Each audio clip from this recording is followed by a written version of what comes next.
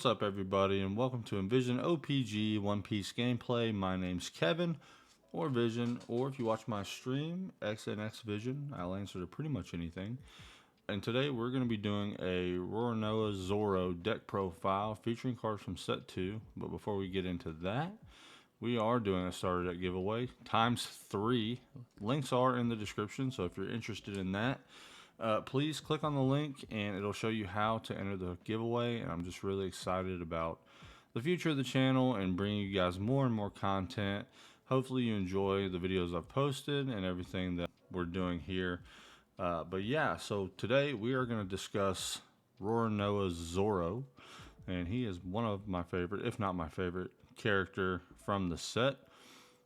And Zoro is a Don 1. Your turn, all your characters gain plus 1,000 power. So as long as he has a Don under him or attached to him, all of your characters will gain 1,000 power. And so this deck is all about being aggressive and swinging at your opponent's leader for 5 and 6k. And so I'm really excited about Zoro. The first card I want to talk to you about is the Nami.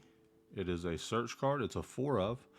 It says, on play, look at 5 cards from the top of your deck. Reveal up to 1 Straw Hat type character other than Nami and add it to your hand. Then place the rest at the bottom of your deck in any order. Nami is a great search card. And it is a 1 cost, which is also really important for the deck. It's kind of how this engine works. So the other card, another 1 cost that we're going to be talking about is Makino. We run her as a 4 of.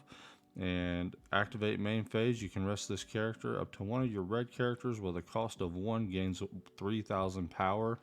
She is a 2k counter, which I think is also important for defensive purposes. So you will be able to use her from hand.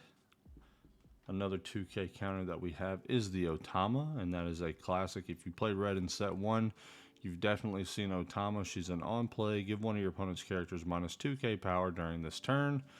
And again, great from the hand. If you want to use her defensively to counter from hand, you can do that. Again, like I said, all of these are going to be, most of the engine is 1 cost characters, so you'll see a lot of them.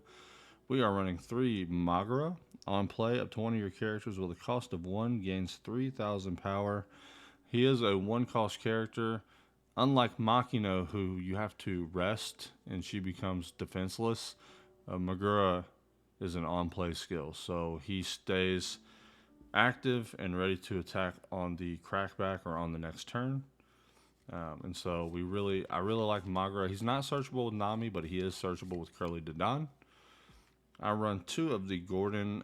You can run more of these. I opt for 2 because he is a little clunky. There's no counter, and you have the Otama to neg power sufficiently for your jet pistol and other pieces that we'll discuss here soon. He's an activate main. You may place this character at the bottom of the owner's deck. Give up to 1 of your opponent's characters minus 3k power. So you can out a lot of really big, annoying characters on your opponent's side of the field. The next card I want to talk about is the Sunny Kun. It is a 3k base, 4k with a Don under Zoro. It is searchable with Nami. It is searchable with Curly Dadan. This is a pretty big attacking piece in your deck. I only run him as a 3 of.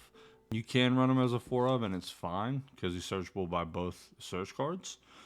But I chose to run him as a 3 of. I run 2 of the Tony Chopper, the blocker chop.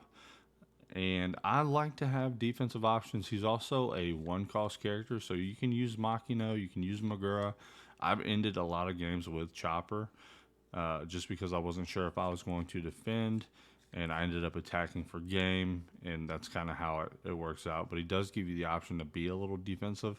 He's also searchable with Nami and with Curly Dadan, so I'm perfectly okay with running him as a 2 of. I wouldn't run any more than that because this deck is supposed to be aggressive by nature. So yeah, I would definitely not run more than 2 of. Speaking of Curly Dadan, we are running her as a 4 of. On play, look at up to 5 cards from the top of the deck. Reveal 1 red character with a cost of 1. Add it to your hand, then place the rest at the bottom of your deck in any order. This is the other search card, and she essentially searches your 1 cost characters out for you. You can search Nami, play Nami, search a Straw Hat. So this combination can lead to you having extra characters on board to swing at face, and a sufficient amount of cards in your hand as well. So we really like the Curly Dodon in this deck. We're running 3 of the 2K counter Brook. That gives us 11 2K counters so far, so we can use them from hand. He's an on play, give up to 2 Rusted Dawn cards to your leader or one of your characters. So if Sunny's on the board, you can give 2 Rusted Dawn to Sunny, making him a 5K base, 6K with a Dawn under Zoro, and it hits that all 2 relevant 6K number to get over the Whitebeard, right? So that's kind of the fear of this set, is that there's going to be a ton of Whitebeard played. And our last 2K counter is 2 of the Sanji. I like running Sanji in the deck because a lot of times you'll notice that people are going to be swinging to try to clear your board and out your board state. Sanji allows you to maintain a board state and add a card to your hand if they're not swinging at your face directly. He's also a 2K counter, so he is a good counter in hand to have to block with. And so yeah, I really like the Sanji piece in this deck. He is a 7K base with his ability, 8K with a Dawn under Zoro, so that's also really good. Then we are running 4 of the Zoro 3-cost rush cards, and he is a 5K base, 6K with a Dawn under your leader.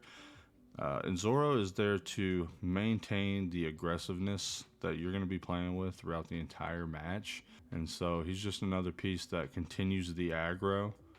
And so we definitely play this as a 4 of in the deck. Zoro is just a great card. Rush is a super strong mechanic in this game. There's not too many of them. And then we are running the new and improved Nico Robin, the Vista. It is a 3-drop, 3K, 1K counter on play, KO up to one of your characters with a cost of 3,000 or lower. And you're essentially going to be using the Otama and the Gordon pieces to play Vista and get rid of some really annoying characters on the board.